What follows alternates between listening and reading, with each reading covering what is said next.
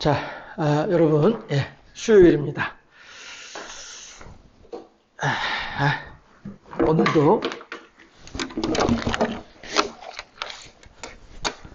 오늘도 준비한 찬양 함께 하고, 그리고 말씀 같이 또 나누도록 그렇게 하겠습니다.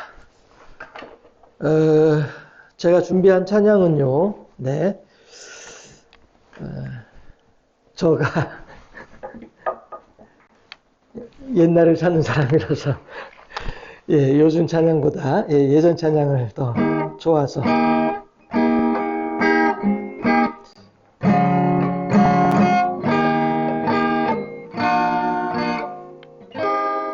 오케이. 요 찬양부터 같이 한번 해보도록 할까요? 네.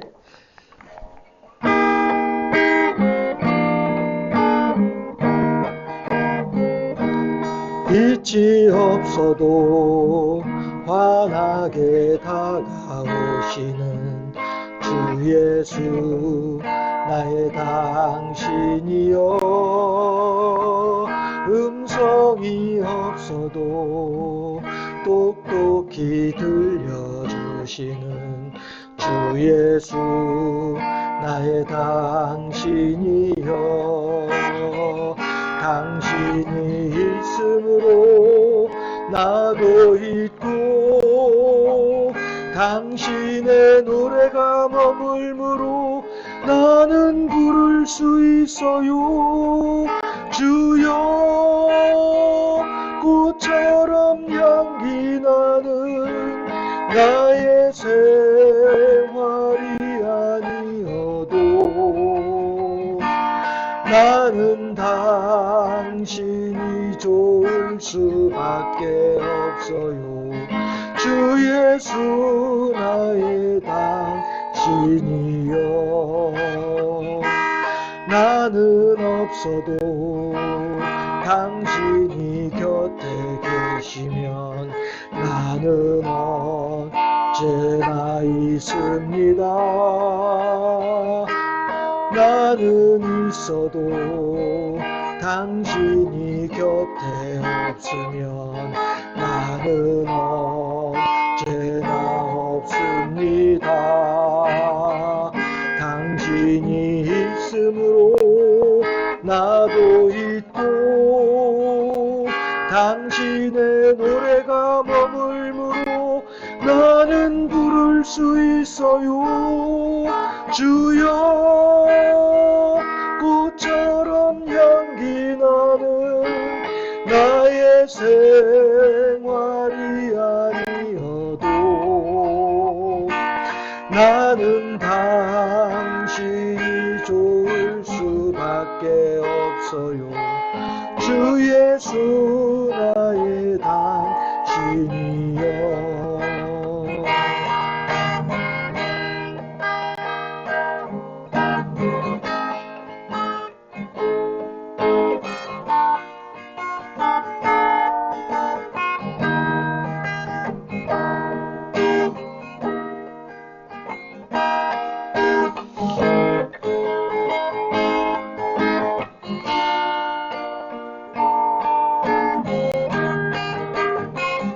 당신이 있으므로 나도 있고, 당신의 노래가 머물므로 나는 부를 수 있어요. 주여, 꽃처럼 향기 나는 나의 생활이 아니어도 나는 당신이 좋을 수밖에 없어요. 주 예수 나의 당신이여, 주 예수 나의 당신이여.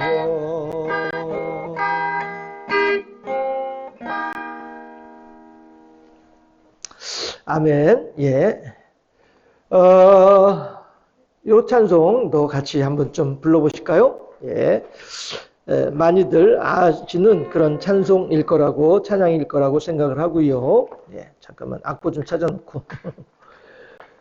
예.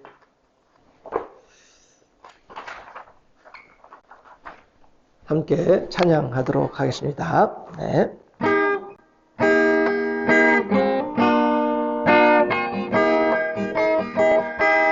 주님 나를 부르셨으니 주님 나를 부르셨으니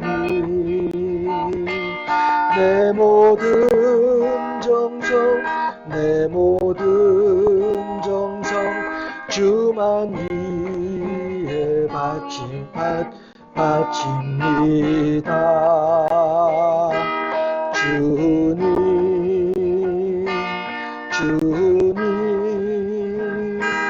나의 기도를 들으사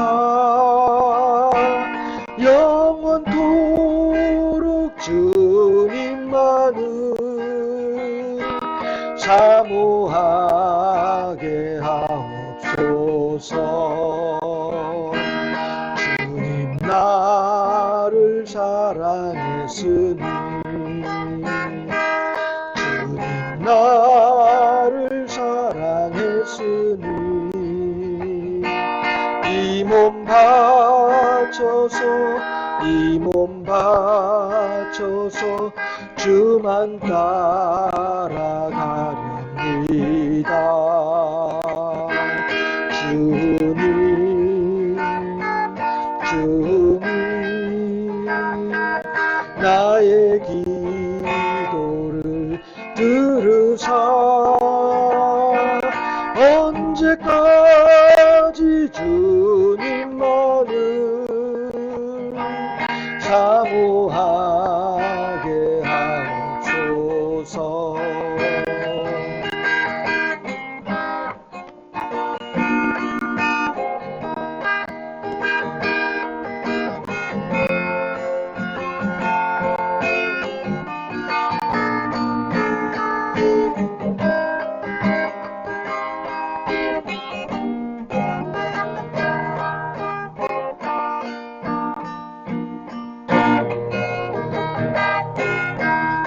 주님 나를 구원했으니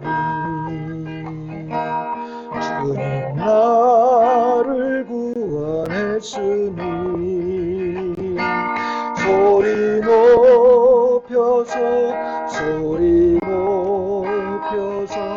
주만 찬양하렵니다. 주님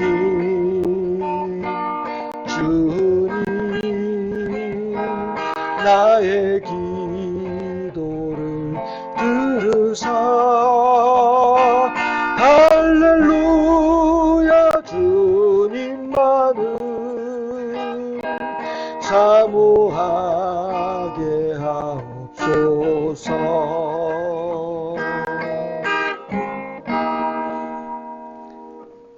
아멘. 예.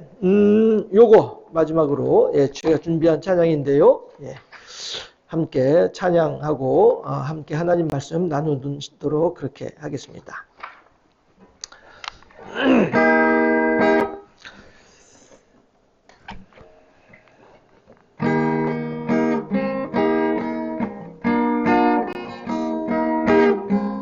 어느 날 다가온 주님의 이름을 부를 수 없었어요. 뜨거운 사랑을 느꼈지만 부를 수 없었어요. 어느 날 다가온 주님의 모습을 쳐다볼 수 없었어요. 따뜻한 사랑을 느꼈지만 바라보지 못했어요.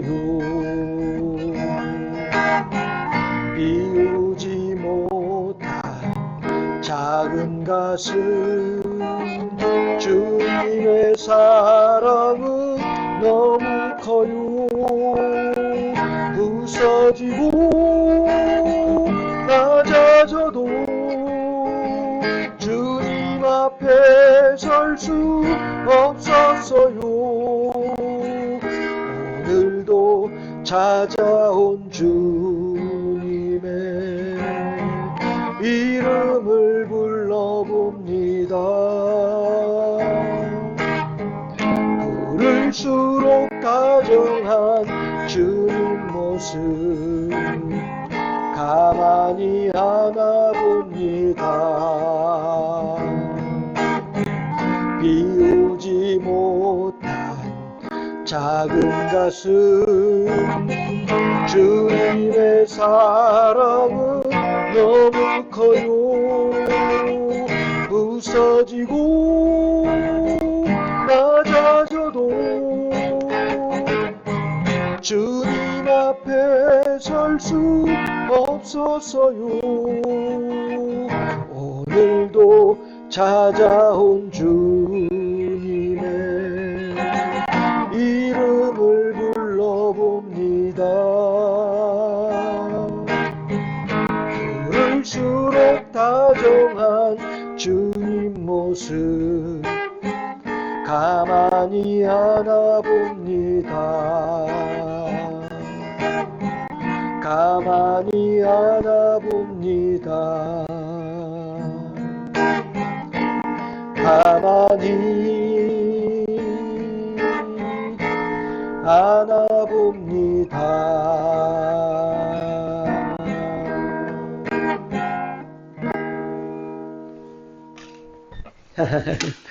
예, 갑자기 저 혼자 흥에 겨워가지고 예전에 어렸을 때 찬양하고 하던 생각이 나서 잠깐 좀 기교를 좀 부려봤습니다. 화면을 바꿀 게 아니네요. 느헤미야 옷자락을 털게 된 까닭은 이라고 하는 제목으로 함께 하나님의 말씀을 나누도록 하겠습니다. 그 전에 먼저 제가 잠깐 기도할게요. 좋으신 아버지 하나님, 오늘도 우리들이 수요일을 맞아 하나님께 예배 드릴 수 있도록 우리들의 마음을 주관하여 주시니 참으로 감사합니다. 우리가 하나님을 경배하고 찬양하는 모든 일들이 하나님께는 큰 기쁨이 되는 줄로 믿사오니 아버지 하나님이시여, 우리들은 주님께서 기뻐하시는 바로 그 일을 위하여 힘을 내고 마음을 다하고 정성을 다할 수 있는 하나님 앞에 참으로 지혜롭고 열심히 특심한 사람으로 살아갈 수 있도록 우리들의 마음을 지켜주시고 붙잡으시고 인도하여 주시옵소서. 오늘 우리들은 느헤미야서를 통하여 느헤미야의 하나님을 향한 열심의 마음을 다시 한번 살펴보고자 하오니 하나님께서 우리들에게 지혜를 더하시고 명철을 더하시어 하나님과 아름다운 교제와 교통을 이루어가는 귀하고 복된 시간이 될 수 있도록 지켜주시고 붙잡아 주시옵소서.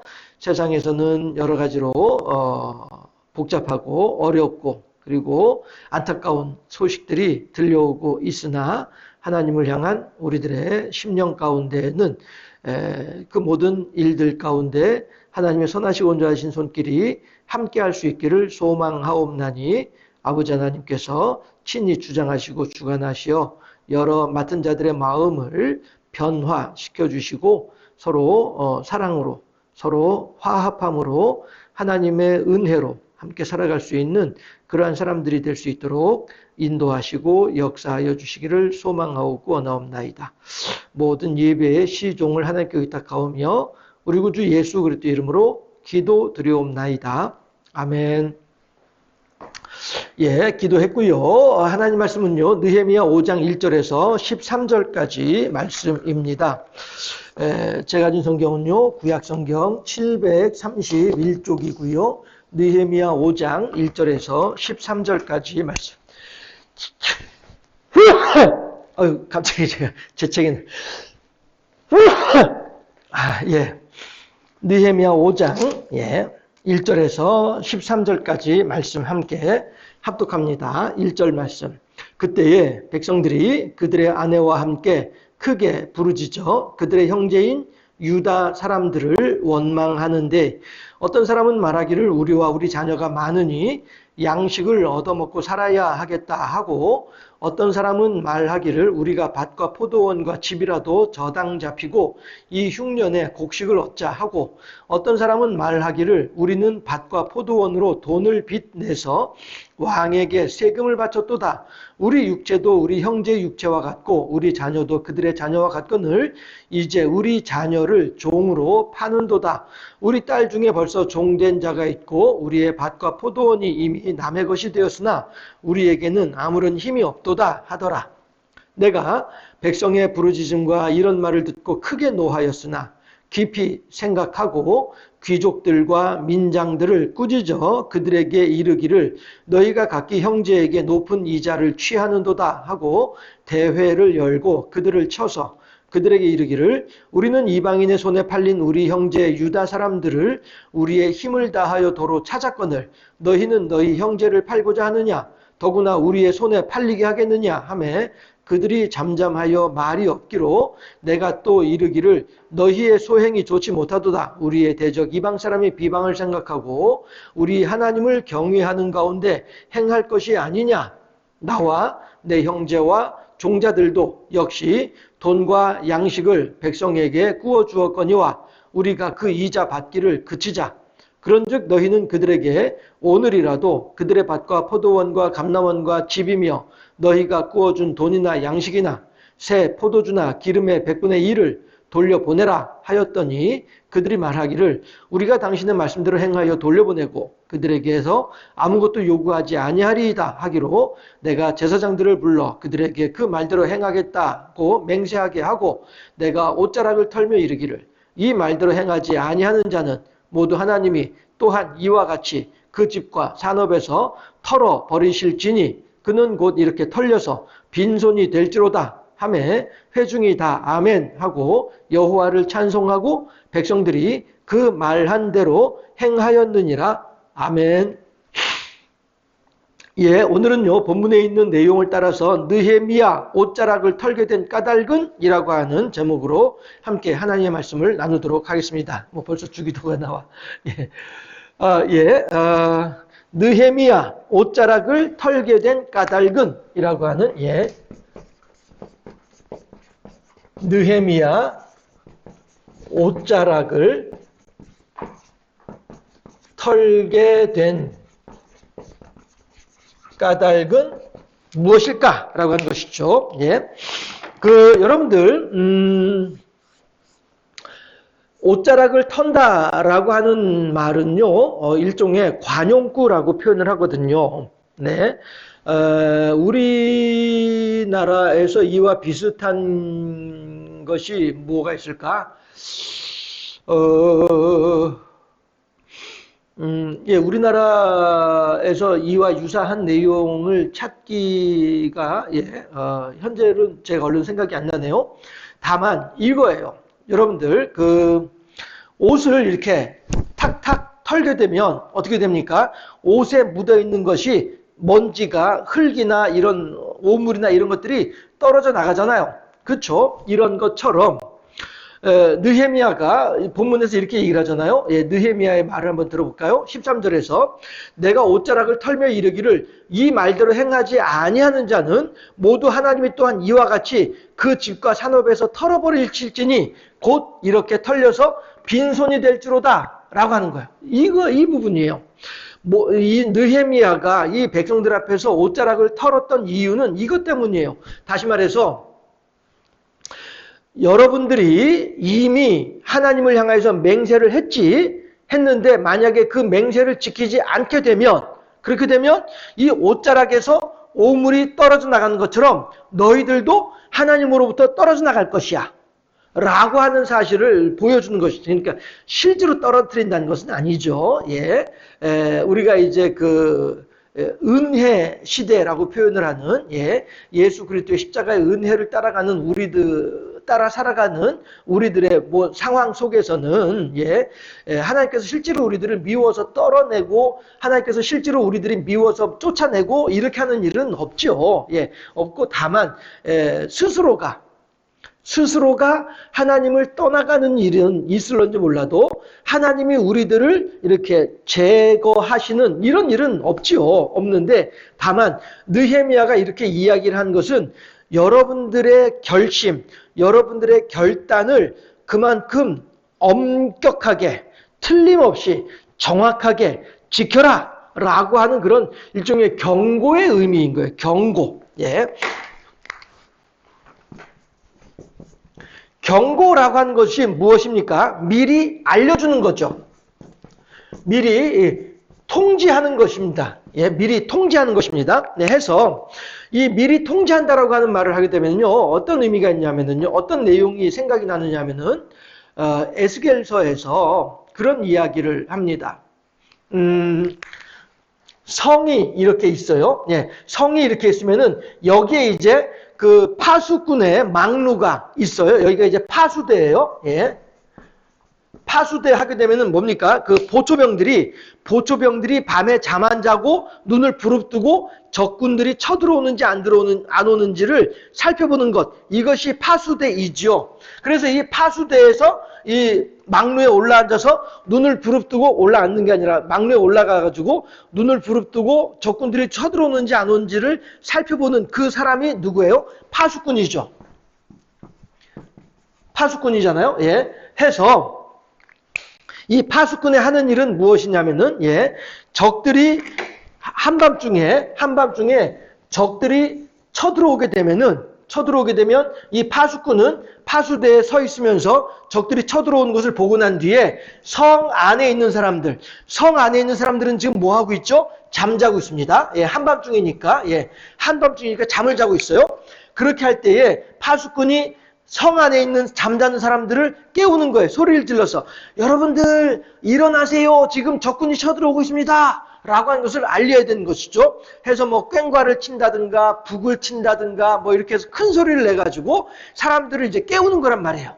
그렇게 해서 이 사람들이 자리에서 이 파수꾼이 경고를 할 때에 파수꾼이 막 꽹과를 치거나 막 북을 치거나 막 이렇게 해가지고 큰 소리를 내가지고 안에 있는 사람들을 깨운단 말이에요. 적군들이 쳐들어온다고 해서 그렇게 했을 때에 이 사람들이 파수꾼의 소리를 듣고서 일어났어. 그리고서 적군하고 싸우다가 이 적군에 의해서 죽었어. 그러면은 이 사람들의 죽음에 대해서는 파수꾼은 책임이 없어요. 또한 마찬가지로 파수꾼이 그렇게 깨웠음에도 불구하고 한번 잠이 들면은 누가 업어가도 모르는 사람들 있잖아요. 이렇게 파수꾼이 막 소리를 지르고 막 꽹과리 막 치고 막 이렇게 해가지고 깨웠음에도 불구하고 한번 잠들면 누가 업어가도 모르는 정도로 이렇게 깊이 잠드는 사람이 있단 말이에요. 이런 사람들이 결국에는 파수꾼이 깨우는 소리를 듣지 못하고서 잠을 자고 있다가 적군에 의해서 죽임을 당했어. 그렇게 되더라도 그 사람의 죽은 거에 대한 핏값을 파수꾼에게는 찾지 않는다는 거예요. 왜? 파수꾼은 할 만큼 했거든요. 깨웠어. 깨워가지고 적군하고 싸우다가 죽었어. 그러면은 파수꾼이 하는 일은 다 한 거예요. 또한 깨웠어. 그런데 못 일어났어. 그리고서 적군에 의해서 죽었어. 그것도 마찬가지로 파수꾼이 할 일은 다 한 거예요. 그런데 문제는 뭐냐면은 이 성 안에 있는 사람들도 잠을 자는데 파수대에서 파수꾼도 같이 잠을 잤어. 같이 졸았어. 그래서 적군이 쳐들어온 거를 몰랐어. 그래서 파수꾼이 성 안에 잠자는 사람들한테 이야기를 해주지 못했어. 경고를 해주지 못했어. 그러고 나면은 그렇게 해서 이 성 안에 잠자고 있던 사람들이 적군에 의해서 죽임을 당하게 되면은 이 죽임을 당한 사람들의 핏값을 누구에게 찾아요? 파수꾼에게 찾겠다는 거예요. 이게 에스겔서의 말씀이거든요. 다시 말해서 할 일을 해야 되는 거예요. 경고를 해야 되는 거예요. 미리 알려줘야 되는 거예요. 적이 쳐들어온다. 적군이 쳐들어온다. 다들 일어나서 준비하세요. 라고 대비하세요. 라고 가르쳐주게 되면 알려주게 되면 그러면은 파수꾼이 하는 일은 다 한 거예요.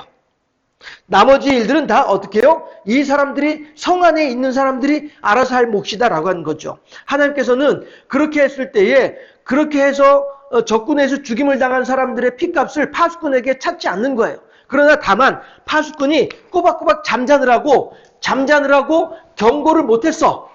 그렇다고 한다면 이 잠자고 있는 사람들의 피값은 누구에게 찾아요? 파수꾼에게서 찾겠다는 거예요.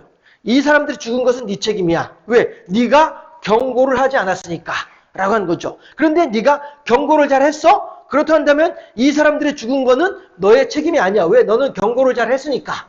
이렇게 되는 거거든요. 우리 예수 믿는 사람들도 마찬가지입니다. 하나님께서는 이 세상을 주관하시는 가운데 아모스서에서 있는 말처럼 하나님께서는 이 세상 가운데 무슨 일을 행하고자 하신다면, 계획을 하셨다고 한다면 그 계획을 실행하기 이전에 당신의 택한 종들에게 미리 알려주신다는 거예요. 그렇게 되면 사람들은 이 하나님께서 알려주신 이 말씀을 큰 판에다가 큰 글씨로 써가지고 말을 타고 빨리 달려가는 거예요.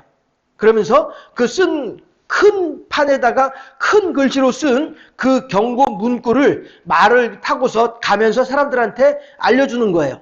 말을 해가지고서는 어떤 그런 효과가 없으니까 큰 글씨로 누구라도 읽을 수 있도록 큰 글씨로 써가지고 말을 타고 빨리 지나가면서 사람들로 하여금 그 글씨를 보게 하는 거예요.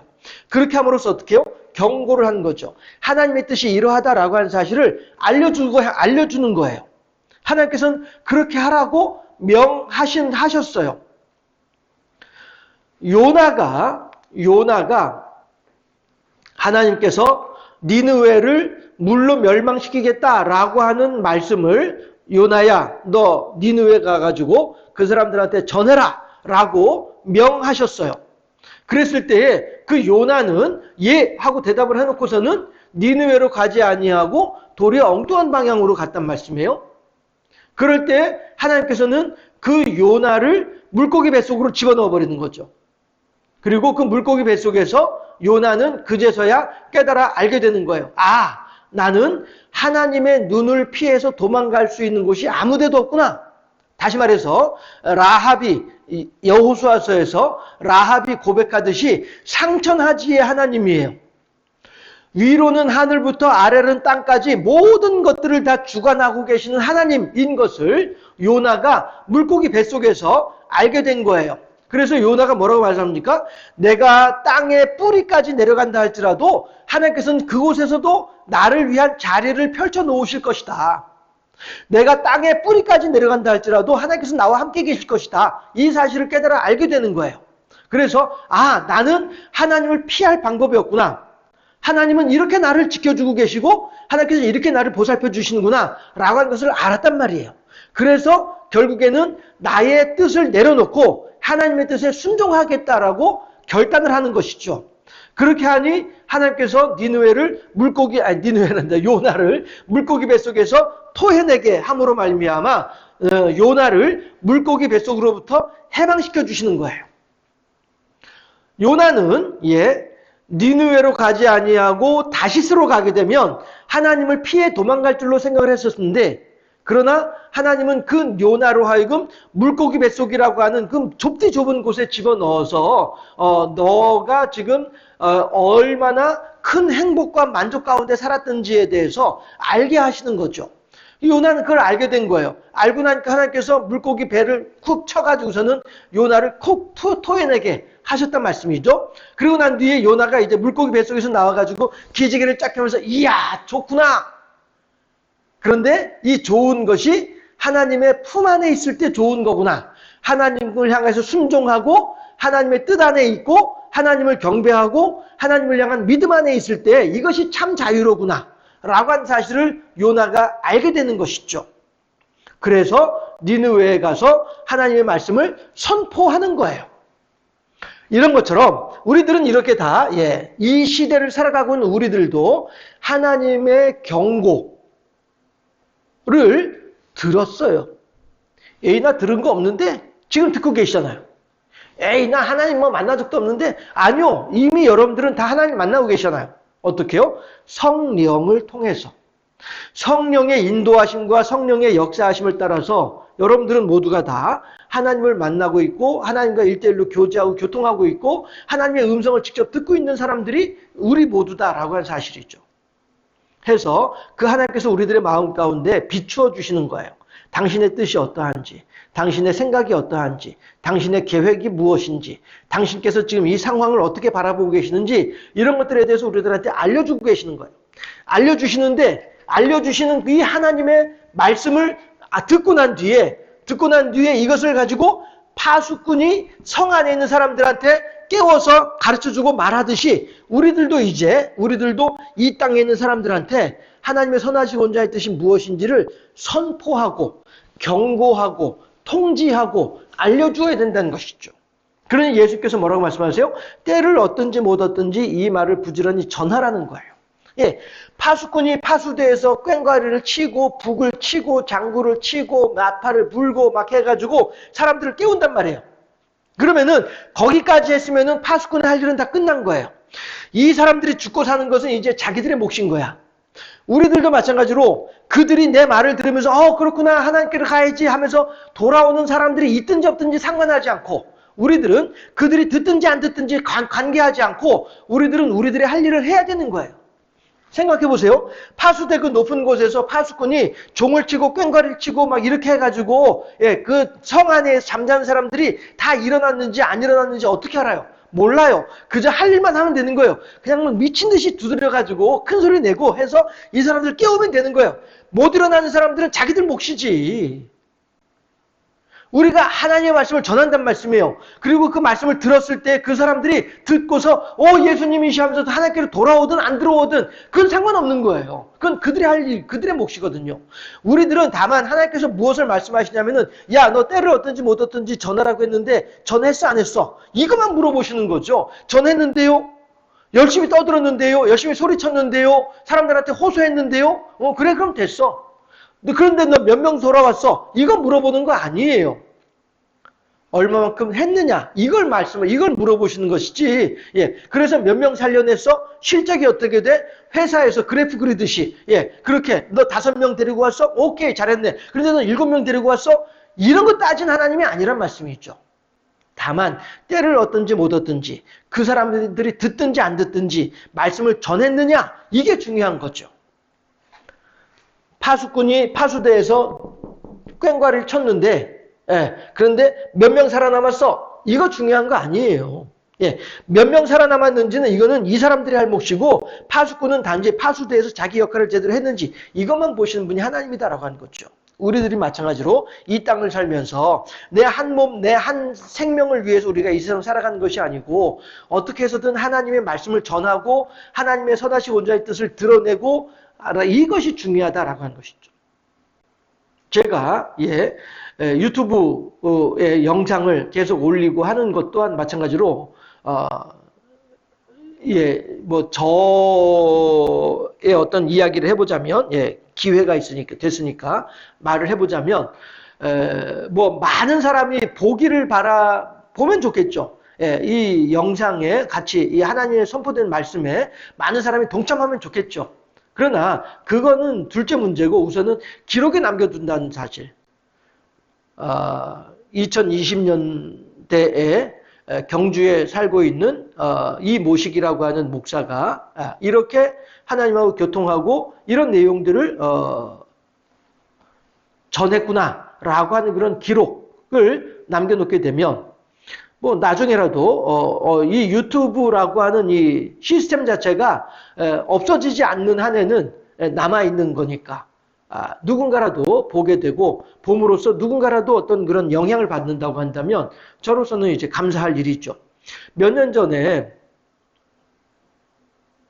처음이자 마지막이었는데 몇 년 전에 모르는 분이 그 교회로 떡을 보내왔는데 이제 저가 직접 통화하진 않고 제 아내 사모님이 통화를 했는데 유튜브 제 설교를 듣고서 감사해서 감사한 마음에 이제 그 떡을 이렇게 같다고 하면서 그렇게 하는 분이 계시기도 했었는데, 떡을 받아서가 문제가 아니라 그렇게 어떤 한 심령이, 저는 이제 어떤 설교를 듣고서 그렇게 감동을 받았는지는 미처 모르겠습니다만은, 아무튼 그렇게 누군가가 어떤 그런 하나님을 향하여 어떤 마음을 열고 하나님의 은혜를 덧입고 할 수 있다고 한다면, 그것만으로도 이미 저는 충분히 저의 할 일을 했다라고 생각을 하고, 어쨌든 저는 때를 얻든지 못 얻든지, 그들이 듣든지 안 듣든지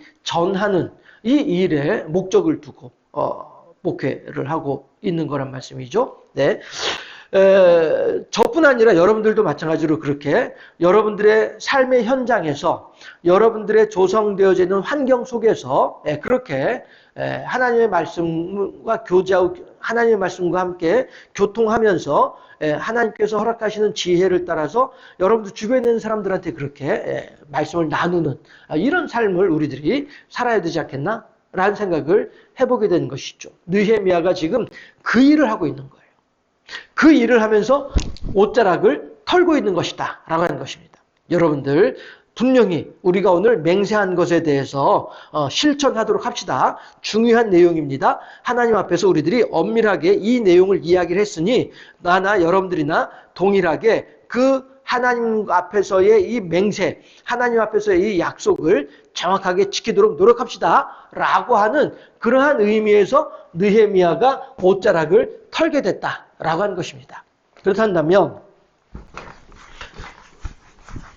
지우고, 그렇다 한다면 이것이 이제 우리 기독교인들이 느헤미야를 통해서 배우는 이 땅에서 살아가는 우리들의 삶의 모습이고 삶의 자세다라고 하는 것을 생각을 해보고, 그렇다 한다면 느헤미야는 과연 무엇을 이 사람들한테 경고했을까라고 하는 것이죠. 그렇게 할 때 다시 한번 본문을 보게 되면요, 앞에 있는 내용들은 다 이제 그 백성들이 하소연하는 내용들이니까 넘어가고, 10절부터 중요한 내용인데요. 나와 내 형제와 종자들도 역시 돈과 양식을 백성에게 구워 주었거니와 우리가 그 이자 받기를 그치자라고 얘기를 한단 말이에요. 앞에 이런 말도 있어요. 8절. 그들에게 이르기를 우리는 이방인의 손에 팔린 우리 형제 유다 사람들을 우리의 힘을 다하여 도로 찾았거늘 너희는 너희 형제를 팔고자 하느냐? 더구나 우리 손에 팔리게 하겠느냐? 그들이 잠잠하더라 라고 하는 것이죠. 자, 이게 무슨 이야기냐면요, 어느 시대에나 빈부격차,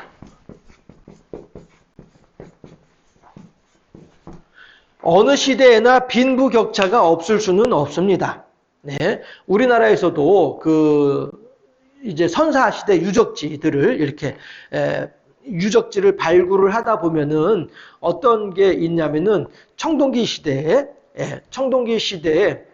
그때에 이미 그 대량으로 옥 제품, 그러니까 보석, 옥, 목걸이 만들고 반지 만들고 하는 옥, 그 옥을 가공하는 그 공장이 있었더라라고 하는 거예요. 그런 유적이 발견이 되거든요. 그러면서 그 유적에 대해서 이제 그 역사학자나 고고학자들이 어떻게 해석을 하느냐면은, 그 시대에 이 직접적으로 먹고 사는 것도 아니고, 사치품인데 옥이라고 하는 것이 옥굿을 만들고, 옥굿이란다. 옥으로 된 목걸이 만들고 반지 만들고 귀걸이 만들고 이런 장신구들을 만드는 것은 먹고 사는 거하고는 직접적인 문제가 연관이 안 되는 사치품이잖아요. 그런데 이 사치품을 이렇게 대량으로 만들어낸다라고 하는 것은 다시 말해서 기술자, 전문가가 있다는 의미가 되는 것이고, 그럼 이 기술자들이 옥으로 옥 반지 만들고 옥 목걸이 만들고 옥 귀걸이 만들어가지고 먹고 살 수 있나? 이거를 만들어서 누군가에게 납품을 하거나 팔거나 하게 되면 그것을 받은 사람이 이 옥 기술자가 생활할 수 있는 보수를 주는 것이죠. 그것을 뭐 쌀로 주든 무엇으로 주든지 간에 아무튼 간에 이 옥 기술자가 먹고 살 수 있는 기반을 만들어주는 거죠. 그렇게 되면 다시 말해서 생산자가 있고요, 생산자가 있고 그 다음에 생산자가 생산한 그 물건을 사용하는 소비자가 있다는 거예요. 그렇죠? 해서 생산자는 옥 사치품을 만들어내고 이 옥 사치품을 소비자한테 팔게 되면 소비자는 생산자에게 그에 대한 응분의 대가를 치르게 된다는 것이죠. 그렇게 되면 빈부격차. 소비자는 돈이 되어졌든 곡식이 되어졌든 아무튼 재물이 많은 사람이 소비자이고 생산자는 곡식은 별로 없고 기술만 있는 사람이 되는 것이죠. 이것만 보더라도 생산자는 빈한 사람이 되는 것이고 소비자는 부한 사람이 되는 것이죠. 신분의 차이가 이미 청동기 시대에도 그리고 더 나아가게 되면은 신석기 시대에도 이러한 신분의 격차가 있었더라라고 하는 것이죠. 신석기 시대에 그 돌칼 같은 거 만들어내는 걸 보면 이게 보통 기술이 아니란 말이에요. 그러면은 마찬가지로 옥 기술자와 마찬가지로 신석기 시대에도 돌칼을 만들어내는 사람이 인가 하면은 그 돌칼을 사용하는 사람이 있단 말이에요. 이런 걸 보게 되면 이미 우리나라에서도 이게 이제 우리나라뿐 아니라 전 인류 사회에서 이미 신석기 시대에 이미 빈부격차는 신분의 차이는 이미 있었더라라고 하는 것이죠. 뭐 엉뚱한 얘기를 너무 길게 했네요. 자, 어쨌든지 간에 우리 사회가 제가 드리고 싶은 말씀은 왜 이 말씀 드리냐면은 어느 시대에나 이런 신분의 사회는 신분 사회는 어디나 있다라고 하는 거예요. 평범한 사람이 있는가 하면은 귀족이 있고 하는 이런 신분의 차이는 어디나 있을 수 있어요. 어느 시대에나 있을 수 있어요. 해서 느헤미야 시대에도 마찬가지로 신분의 귀천이 있었더라라고 하는 거예요. 그렇게 해서 가난한 사람들이 있었고 또한 그에 비해서 돈이 넉넉한 사람들이 있었어요. 하게 되면 이 가난한 사람들은 우리 식구가 올 한 해 먹으려면은 쌀이 10가마가 있어야 돼. 그런데 농사를 짓고 보니까 7가마밖에 안 나왔어. 그러면은 3가마가 부족하잖아요. 그럼 어떻게 우리가 죽을 수는 없으니까 이 돈 많은 부자한테서 3가마를 빌려와요. 그렇죠? 3가마를 빌려와요. 그렇게 해서 이제 올해를 살았어. 그랬는데 그 다음 해에도 마찬가지로 또 10가마가 나와야 되는데 또 7가마밖에 안 나왔어. 이러면 어떻게 해요? 이미 빌렸던 3가마에다가 또 3가마를 더 덧붙여가지고 또 빌려야 되는 거야. 그렇죠? 그렇게 되면 이때에는 빚으로만 6가마가 빚이 있게 되는 거죠. 이렇게 하다 보니 점점 이 사람들은 빚이 늘어나는 거예요. 그런데 이 사람들은 자기네 식구들이 1년에 먹을 것이 20가마만 있으면 충분히 먹고 살아. 그런데 이 사람들은 1년에 농사를 지으니까 30가마가 생겨났어. 이러면은 10가마가 남잖아요. 그렇죠? 남으니까 이 사람들한테 빌려주고 하면서도 또 남는 거예요. 그 다음 해에도 마찬가지로 또 10가마가 또 남잖아. 이렇게 해서 이 사람은 계속 돈이 계속 많아지게 되고 이 사람은 점점 더 가난해지게 되고 이런 일들이 어느 사회에나 있다는 거예요. 그런데 그것이 이 느헤미야 시대에도 이 일이 있었더라라고 하는 것이죠. 그렇게 했는데요. 결국에는 이 사람들이 이 늘어나는 빚을 3가마였다가 그 다음에 6가마가 되고 또 3년째 되면 9가마가 되고 더 이상 이제 빚을 갚을 수 있는 능력이 안 되잖아요. 그렇게 하니까 빚을 갚기는 갚아야 되고 갚을 수 있는 능력은 안 되고 하니까 어떻게 됩니까? 내 식구들을, 내 가족들을 여기다 파는 거예요. 내 딸을 여기다 파는 거예요. 그러면은요, 자, 성경을 다시 한번 본문을 다시 한번 볼게요.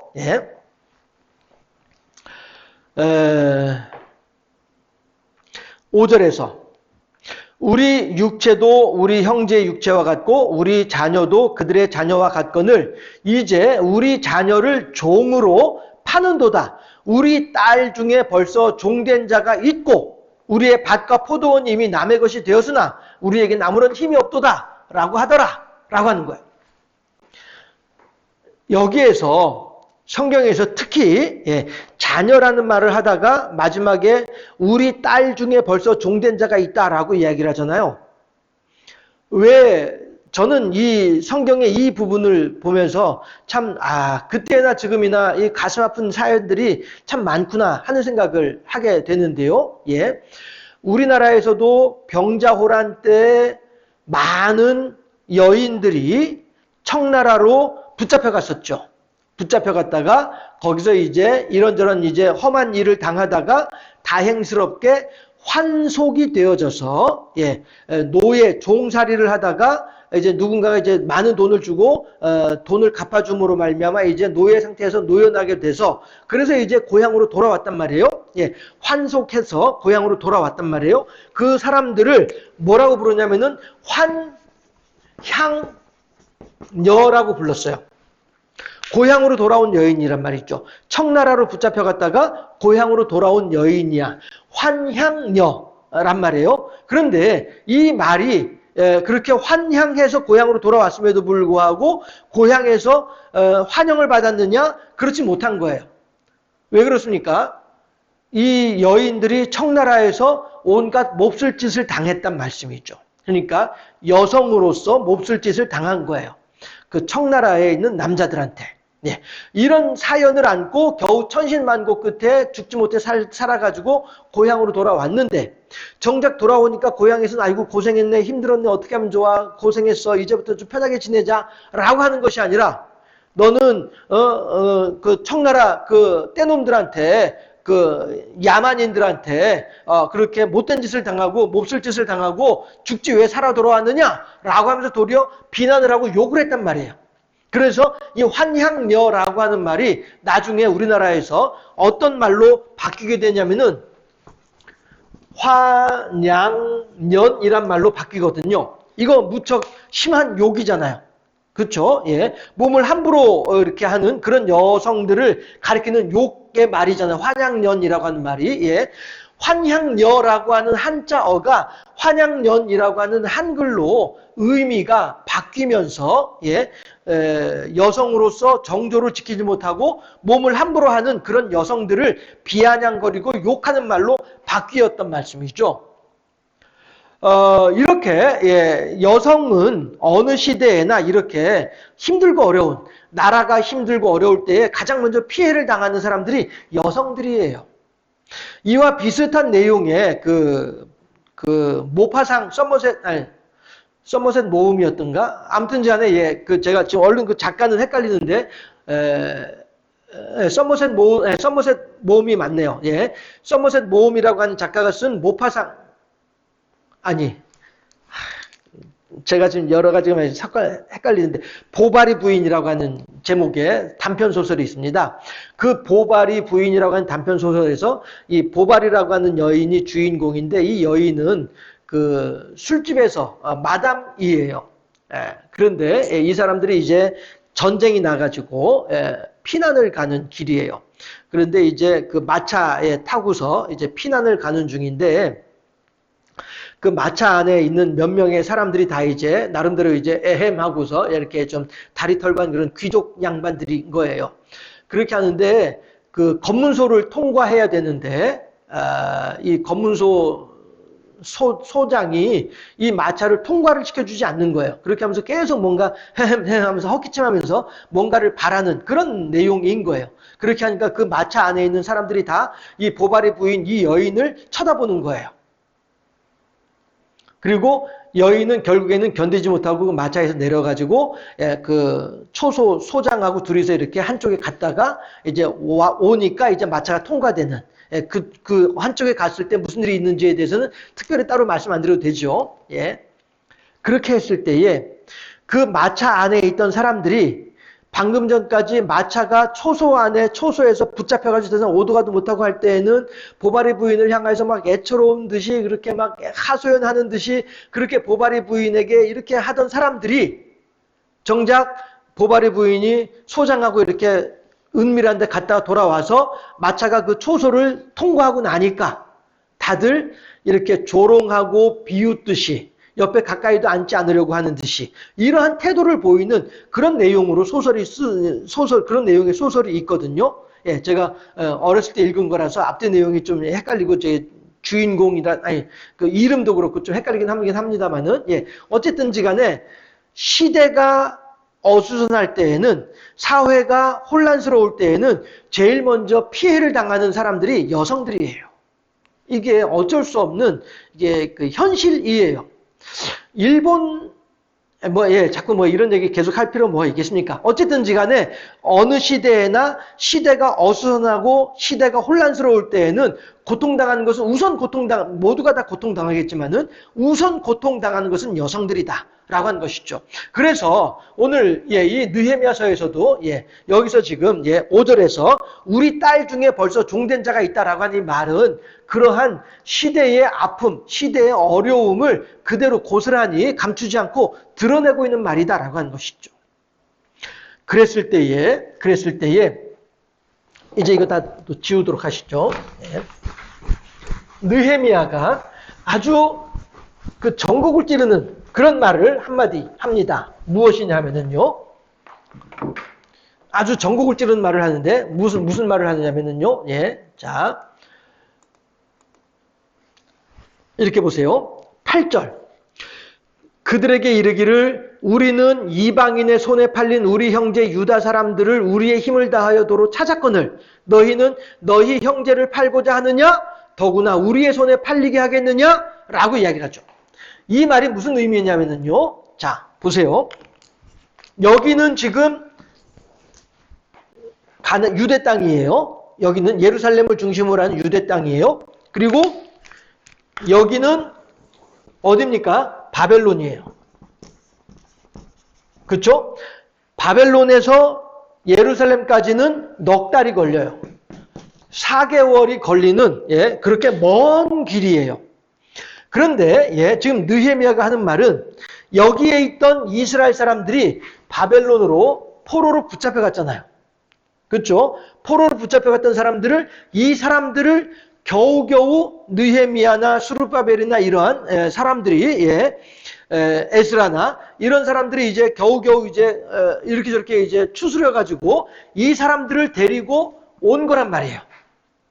그래서 이렇게 돌아온 사람들에 대하여 느헤미야가 뭐라고 얘기를 하냐면은 이방인의 손에 팔린 우리 형제 유다 사람들을 우리의 힘을 다하여 도로 찾았다라고 얘기를 하는 거예요.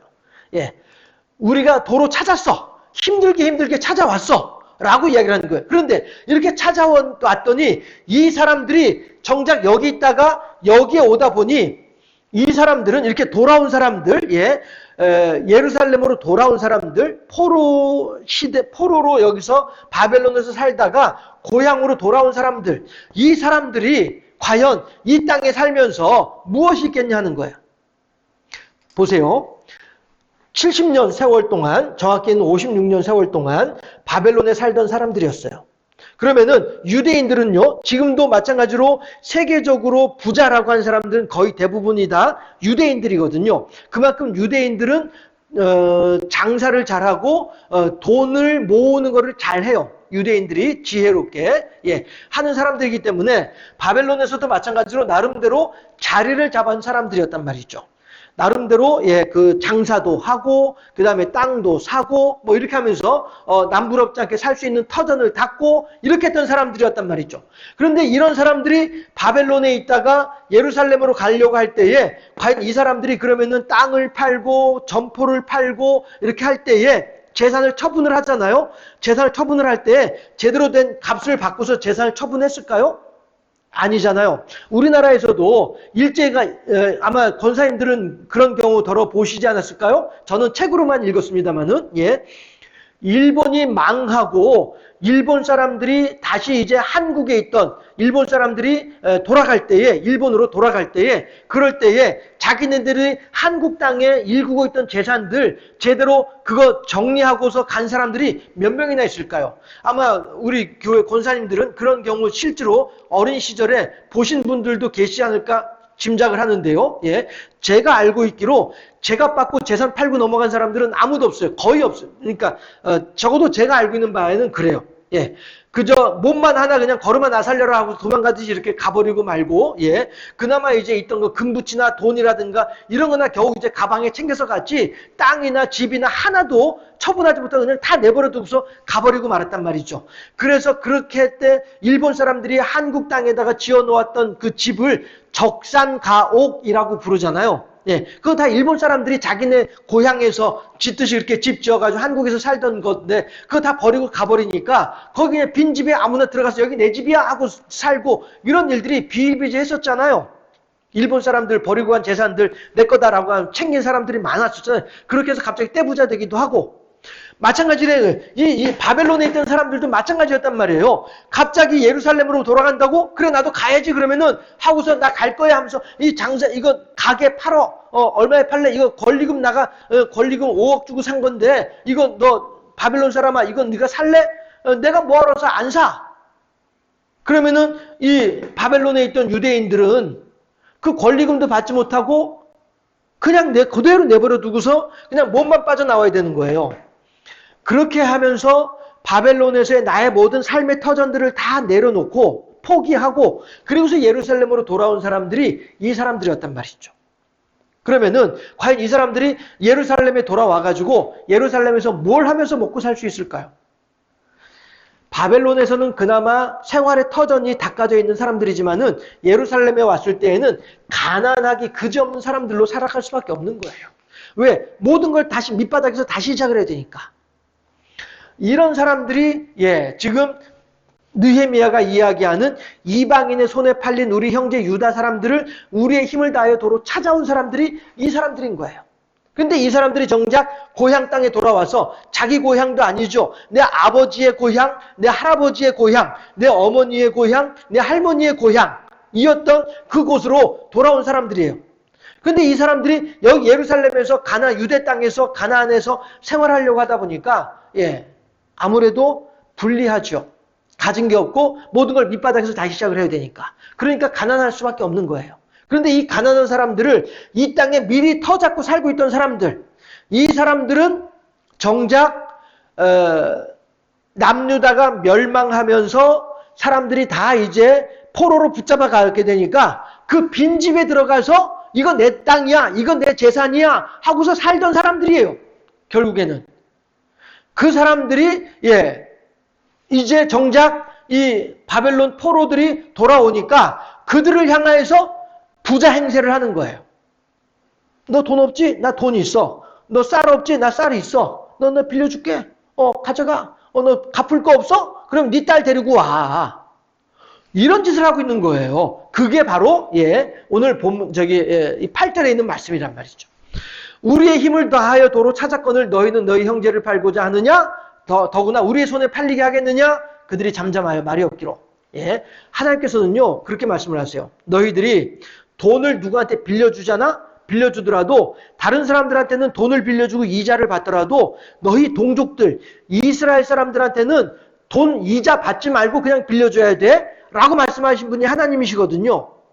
그런데 이자 받지 말고 원금만 받고 그냥 빌려줘 라고 말씀하신 분이 하나님이신데 그럼에도 불구하고 이 예루살렘이나 이 유다 땅에 살고 있었던 원주민들, 이 사람들은 포로로 살다가 돌아온 사람들의 이 가난한 것을 이용을 해가지고 자기의 이익을 챙기고 있는 이런 일을 하고 있다라고 하는 것이죠.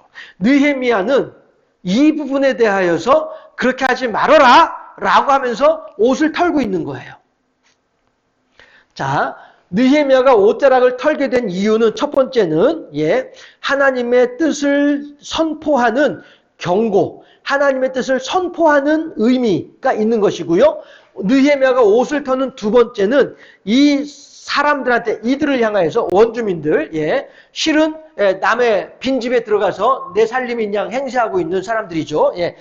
마치 우리나라 사람들이 일제 망하고 난 뒤에 일본 사람들이 남겨두고 간 집에 들어가서 내 집인 양 행세하듯이 그런 사람들인 거예요. 이 사람들이 그렇게 해서 정작 포로로 붙잡혀갔다가 다시 할아버지의 고향, 할머니의 고향으로 돌아온 이 사람들을 향하여서 떵떵거리면서 돈임내하는 행세를 하고 있는 이들을 향하여서 하는 이야기가 그렇게 하지 말아라.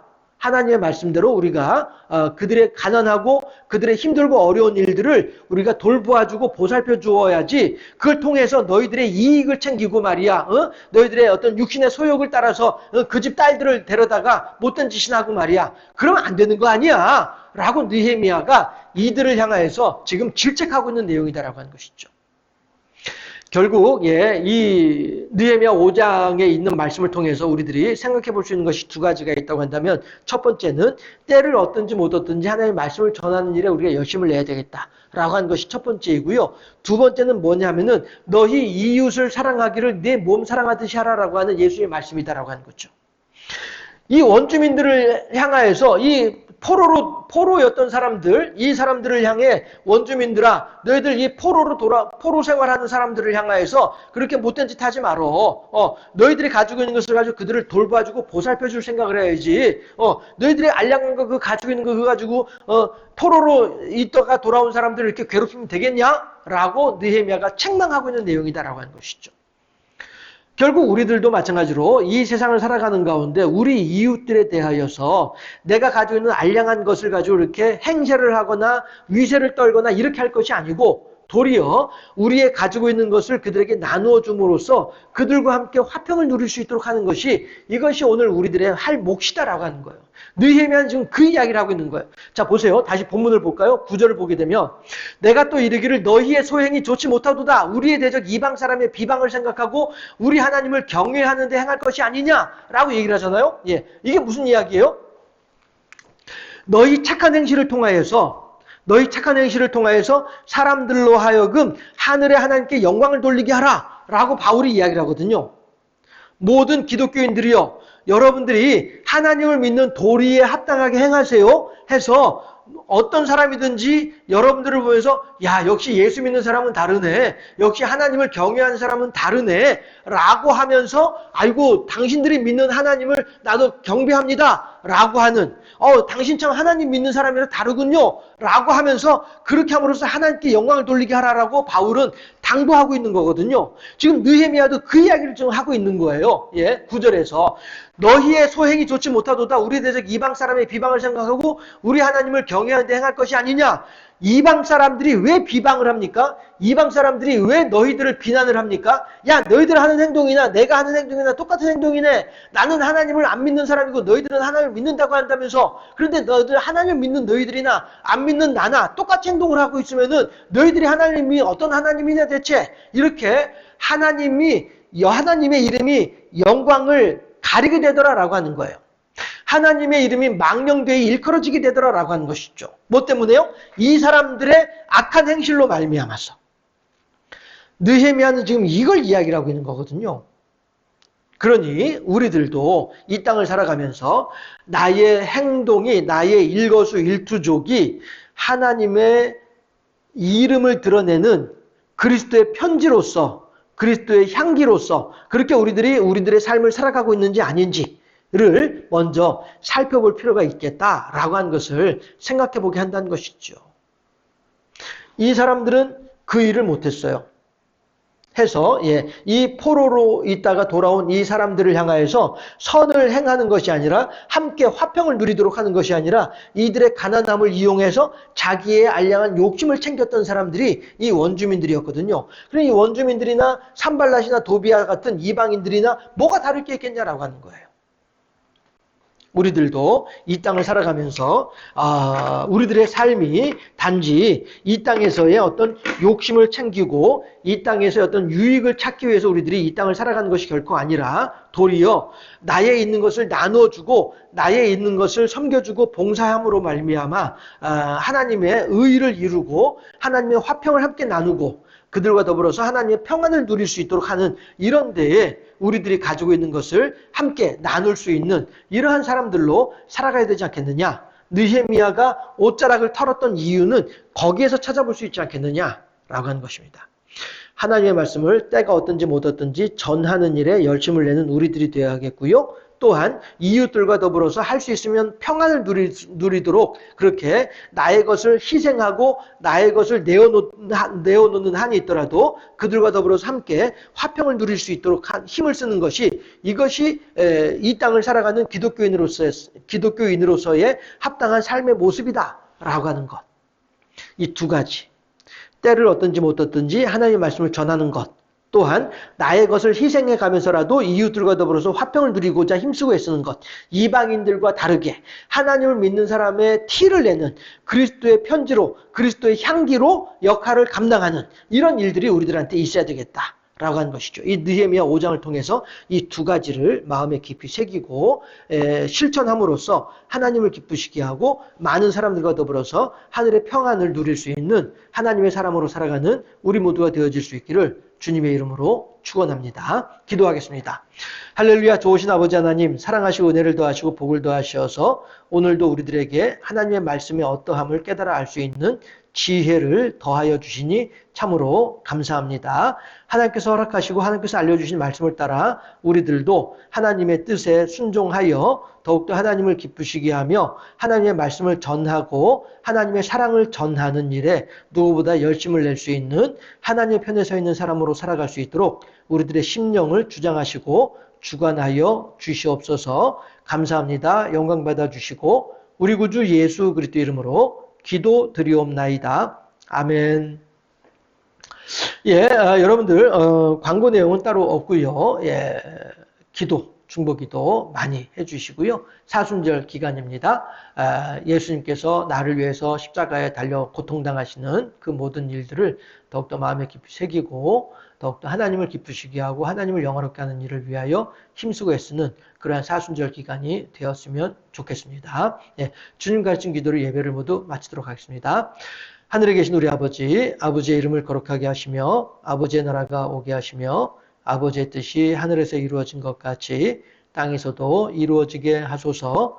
오늘 우리에게 일용할 양식을 주시고 우리가 우리에게 잘 못한 사람을 용서하여 준 것 같이 우리 죄를 용서하여 주시고 우리를 시험에 빠지지 않게 하시고 악에서 구하옵소서. 나라와 권능과 영광이 영원히 아버지의 것입니다. 아멘. 건강 잘 지키시고요. 주일날 또 반갑게 만나도록 하겠습니다. 예배 모두 마쳤습니다.